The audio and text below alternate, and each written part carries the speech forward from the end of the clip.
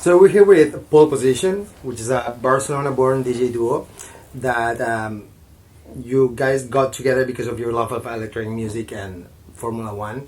Loïc is a Montreal-raised tastemaker and founder of Branch Electronic, and Jaime is an ex-Formula One driver turned music producer. And you both met in I Live in Barcelona, and because of your mixed influences and everything, you co-founded a label and you started DJing together as Pole Position.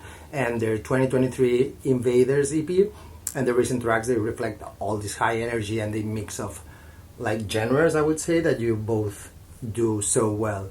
So can you both remember the moment that you really like connected and you thought that this could be a project that could happen? Just a little precision. I'm French. I was not raised. Sorry. I was not raised in Montreal. But I lived in Montreal. Oh, so that's why. It's fine. I think we met through parties in Barcelona, and then we became friends. And I was at this time. We both been DJing for a long time. Each of us in our own solo career.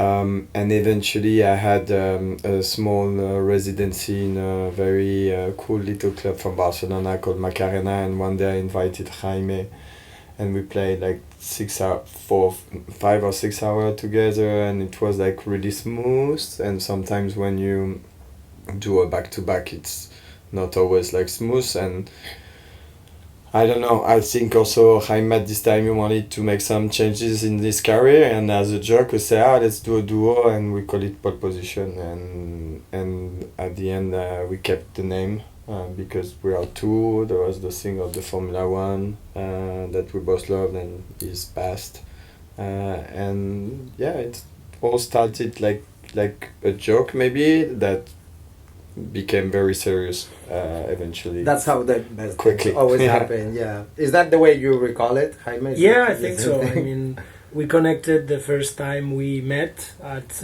Macarena. We played together back to back, and actually it was a flowing set of 6 hours. And then we both sat down and we thought of the possibility of doing this project together. Loïc came out with a name, and I thought it was a great name, even though it was quite predictable, but it was good fun. It was 2 words, and it was a cool name. So we thought, why not? Let's do it. And we both have experience in the industry somehow, and we went flat out into it. So you started as a DJ duo, like back to back, then getting together. And then when was the moment that you decided to go to a studio and start producing together and start doing like something else? Since really the very beginning. Yeah, we had, of course, we need to understand ourselves to figure out where we wanted to go, what we wanted to achieve. Indeed, I think every day you still learn from yourself.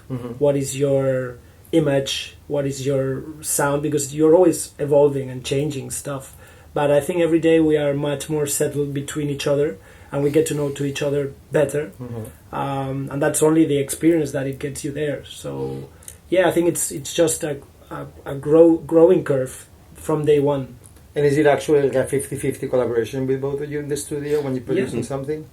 Sometimes. More or less. I think what is the good thing about being a duo is we are very complementary, and Jaime is spending more time than me in the studio, but he's sending me ideas and we talk about and we make some adjustment. What the rule is that everything we release we have to be 100% happy, both of us, with what is being released and showed to the world. So yeah, I would like to spend more time, to be honest, in the studio with him, but also you don't stop touring. You're always we are very, and sometimes I believe like the artists that can do it just on their own, it's quite impressive, because there's all this now, the marketing and the touring and organizing the gig and the strategy, and it's a lot of things. And now it's not even only 2, we are like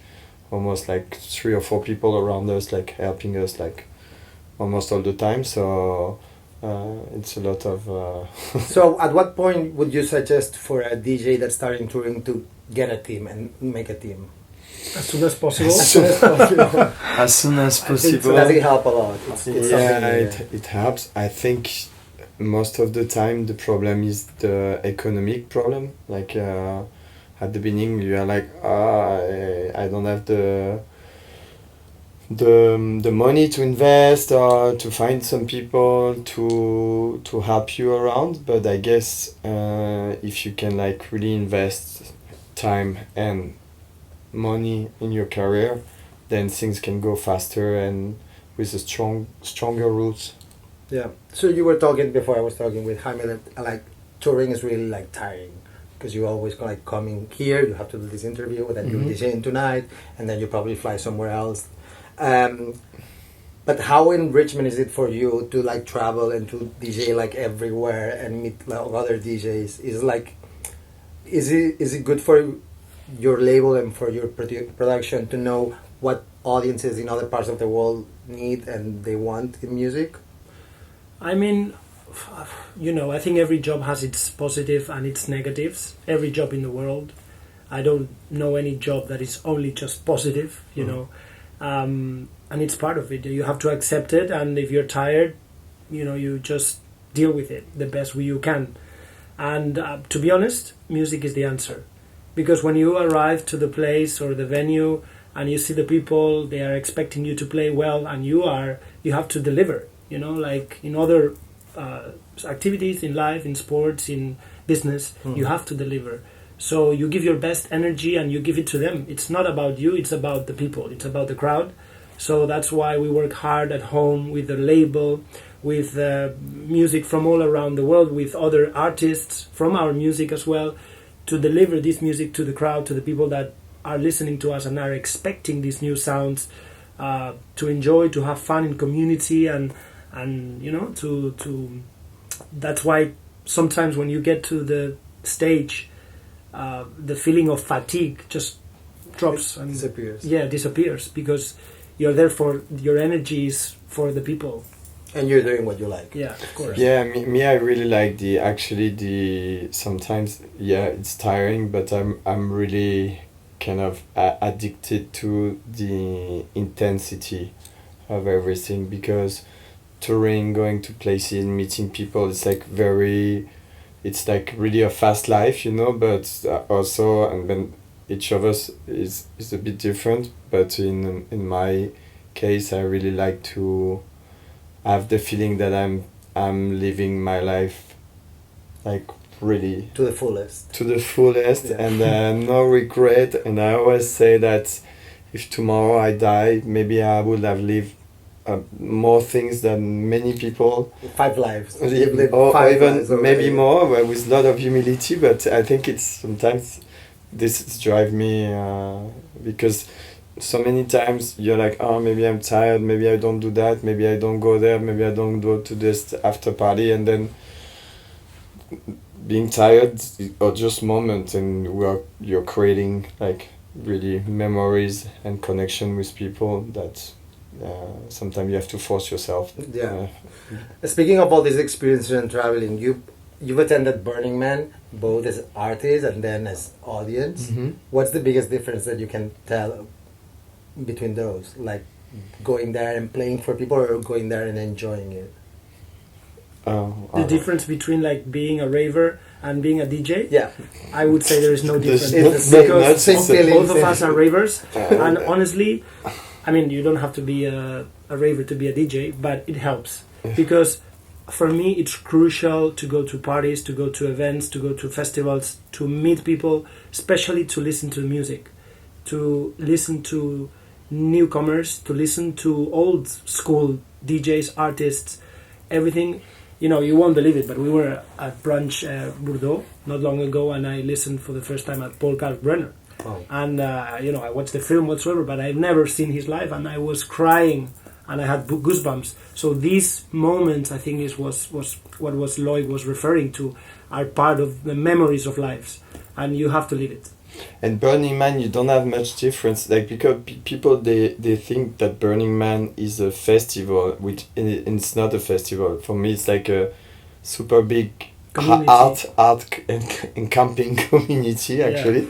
So there's not much difference between the artist and the people. There's not like VIP with bands, and everybody actually, for a lot of artists, big guys, like last year we went to with Carl Cox, and we have like lunch with Carl Cox. Everybody's on the same level, and even like the big artists, I think they really love the fact that they are kind of incognito, you know, and undercover, and nobody's like, so there's not much less difference actually than everyone's the same. It's like a communal space where you have this huge feeling of freedom. Freedom. That is so difficult. Whenever you have such an experience like that, it's so difficult to explain it to others. You have to live it. And it's kindness. Not possible to explain it. You know? Yeah. Good. And would you agree that your sound is a mix of like soul, like funk, disco, tech house? It's a mix of an eclectic, I would say, kind of sounds, which is like what people are listening to right now and what people really enjoy. Why do you think that we've moving apart from like a niche, like a minimal or very like techy house, and we're starting to mix and seeing successful with DJ or producers that do all that? Is it because like people's attention spans are like lower now, or because people know more about more music and they want it all together?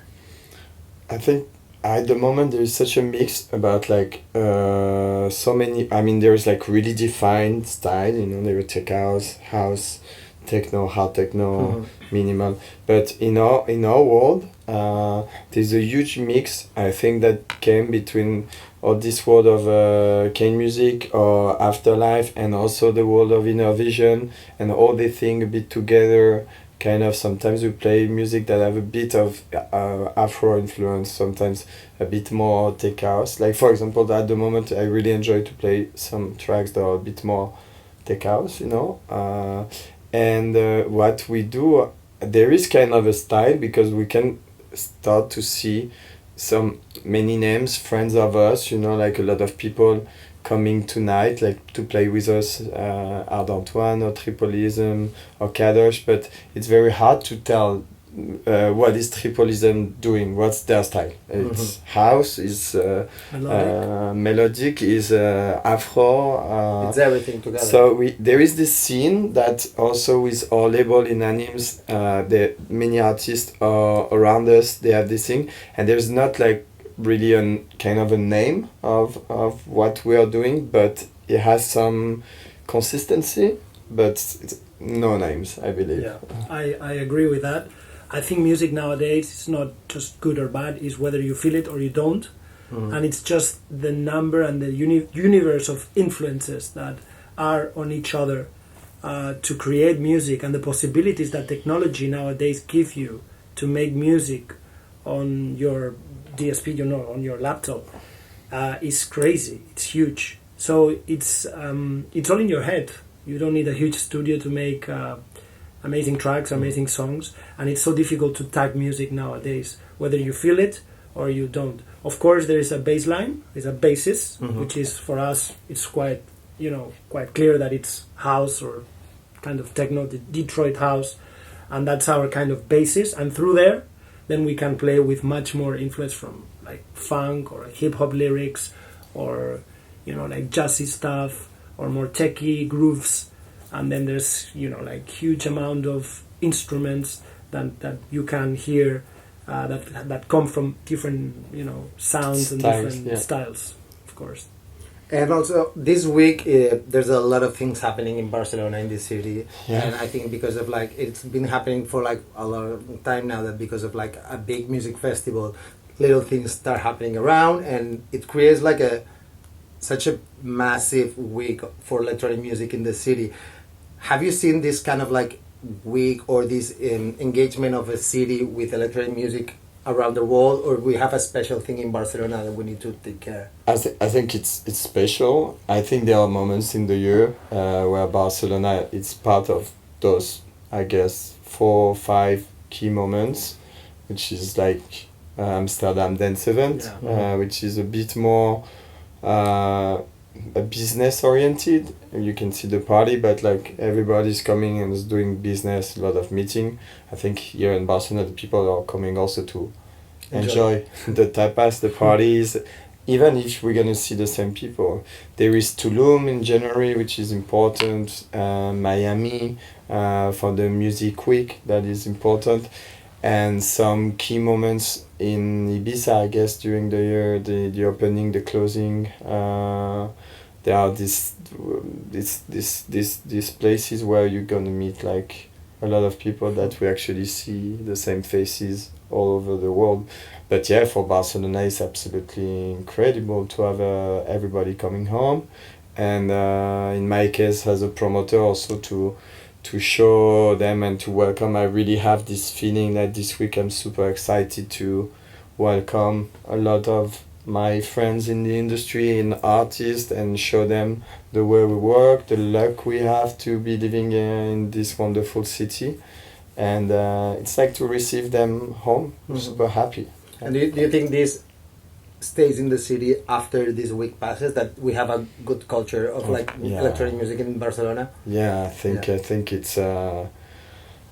it's Barcelona is a very special place in the world for electronic music. We have clubs that are here since 25 years. We have 2 little clubs we never speak about enough, I believe, Moog and Macarena, that are open every day the whole year. I don't think there is any other place, even in Berlin, Paris, like this. And Barcelona has like this crazy thing. Like even a few weeks ago, I was talking with the boss of Resident Advisor, and their second market to sell tickets after London, it's Barcelona. So yeah, I think in Europe it's London, Berlin, Amsterdam, Barcelona are really leading the train, and they are the city of electronic music, in my opinion. Do you agree? Yeah, absolutely. I didn't know about the Barcelona being the second one, but it's really impressive. Yeah. Actually. What does success mean for animes? Like in next year, is it like more like signing more artists, or branching into like doing more events, or just like taking care of yourself, expanding the team? For us, animes is like having a baby and seeing how it grows naturally. And I think this process is the most successful process we can actually achieve, because we just didn't have any expectation, and it's just happening. We didn't expect anything. I mean, we hit number 1 last year on our first VA on Electronica with a record from Kevin Di Serna, beating Excel Recordings and Ninja Tune. I know it's not a competition, but still, it's quite fun to see you're hitting the charts with your label from Barcelona that has 2 years. So it was quite empowering for us. And I wouldn't actually tell you like a target, like a position or something like that. But what we would like to see is we keep this growing curve, and that we can deliver to the public and to the world amazing, iconic, and unpredictable music that people dance to and people enjoys. So that's as a label manager, and I think also Loïc agrees. I would say more showcases. I guess we're gonna do more showcases and invite our friends to play. We're gonna have one today in Barcelona, but we're gonna do another one in Madrid very soon.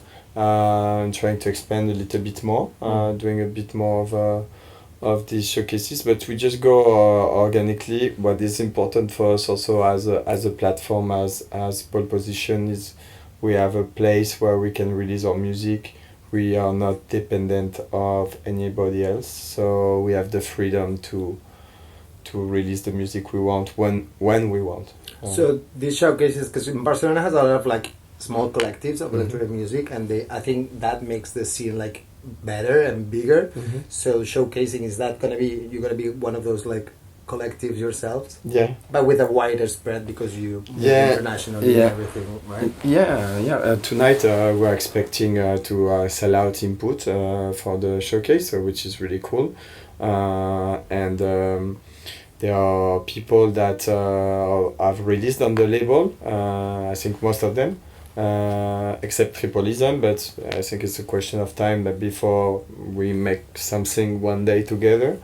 So it's a gathering between like people who are connecting to the label, because Mirage did, Kadosh is releasing a track for us next week, very soon. So yeah, it's a gathering of artists that are like, we're trying to build a little family, and see.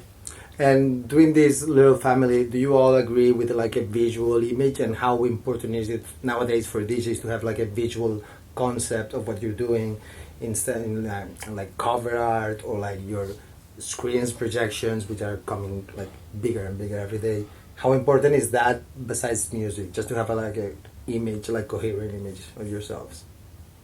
I think it's absolutely, well, it looks like it's the way it's going. I mean, music is a very important part of entertainment, but visuals are also part of the entertainment, and I'm sure Loïc has much more experience than I as a promoter, but of course we take care a lot about our visuals as pole position. Our artworks on animes have the personality that describes the city of Barcelona, which is colorful, which is full of life, because the music is full of life and the music is colorful, and we want to bring that to the audience, that you feel when you listen to us or animes, that you feel the energy and that you feel the positives that the music is giving to you. So this all represents on visuals that I think we still have a lot to work on. Yeah, I don't think we have like kind of a real like concept for the parties at the moment. Visually and stuff, it's one of the goals we have for next year. But we need to do like more showcases and have more concept stuff. But yes, tonight there is a few visuals that we decided for the showcase. But we are very far from the big guys of the visuals, But our visual identity as pole position or as animes is. We are starting to working on it, actually. We worked first on the music, and now we're working more on the image. And how do you have you changed any production that you've made after trying it in different crowds and seeing like, oh, we need to shorten this? How much of the audience reaction when you test a track that you're playing really ends up as the final product? Every day. Yeah, we change every day, because you play the same track in Bogota or in Porto, and the reaction is completely different, because the crowd might be different, the sound might be different, the space might be different. So every day you test things out, you have a look, you see around, and if you listen to our music, you'll see an identity, of course, but it's not the same, We have many influences, and you might prefer this track than the other. We release different music. But when you produce your own, what's even if this didn't work in Dubai, whatever, I'm still going to use it as it because I believe in it. Of course, we have to feel it. Yeah. We are music lovers. As simple as that, But it's mostly about the adjustments on the mix, on the stuff like this. The structure itself of the track doesn't like... Maybe we adjust a little bit, but what it's good is to see the more the technical aspect of the track, that we need more bass, more the melody a bit higher. It's we play the track for a long time before, and sometimes going back to the studio. We do many mixes, mix down, and then we see if it's the best. And how many unreleased stuff that you mixed or produced you are gatekeeping and you're never going to release, and it's your secret? Quite a lot. That we are not planning to release at the moment. That's my weapon. I'm secret. I'm not gonna. I don't think we have the goal not to release it one day, but the thing is, we have many music that we have no idea when we're gonna release it, how. It's just. But we play. We play the music, but we're not sure if we will release it or not. Then at the end of the day, you wanna make sure that the music is efficient and that it's sustainable in the market, and that people like it at the end of the day, because we are working for the people as well. And that it's remixable, and that, that has this traction in the market. So it's not just, okay, I like the track, let's put it out. There has to be a strategy behind. I think so. And just for a little bit of like backstage fun, what's the most peculiar thing that you have on your backstage rider? Chewing gum. Now we have some bananas and some chewing gum. And then these were quite basic: beer, ginger beer, tequila, and champagne. But nothing like socks or like things like that. No, chewing gum, like towels. No, nothing really special. They're not divas. Okay. Yet.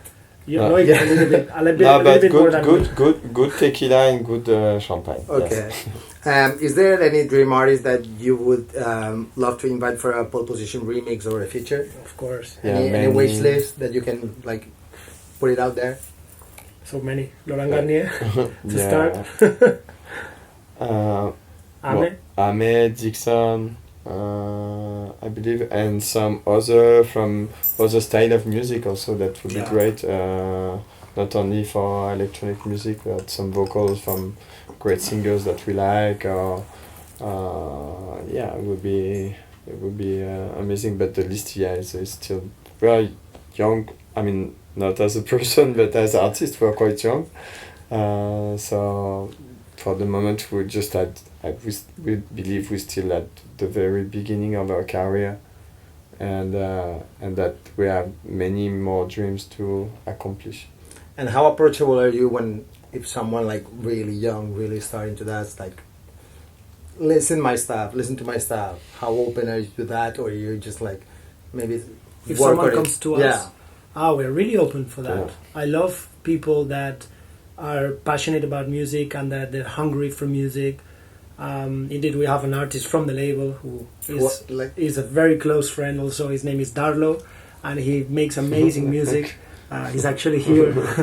and he's so passionate for music. He works hard. He sends us music every day, and he's open for feedback. And this is the way to grow. This is also for us. We learn from him as well. We learn from people, and you have to be open enough to communicate for music. It's international and it's universal. Yeah, we have also Pablo working with us, who is part of the team that is doing a big job of selection, actually, of filtering a lot, because we receive a lot of music, and like giving a first feedback and say, look, you guys should listen to those track, and maybe we release it or stuff is important in the team.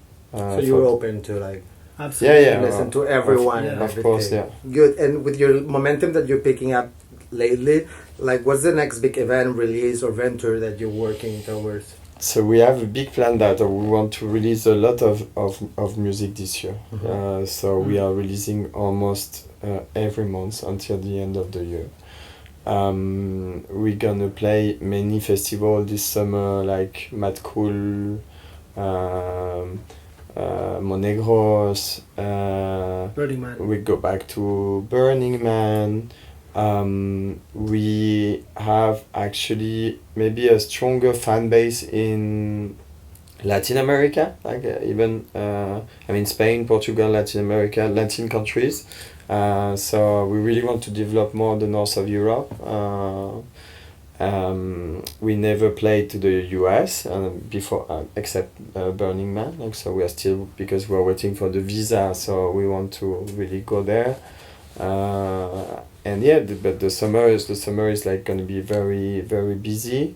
We are moving to Ibiza also, so we're gonna stay there for the summer and trying to develop at the maximum the project from there.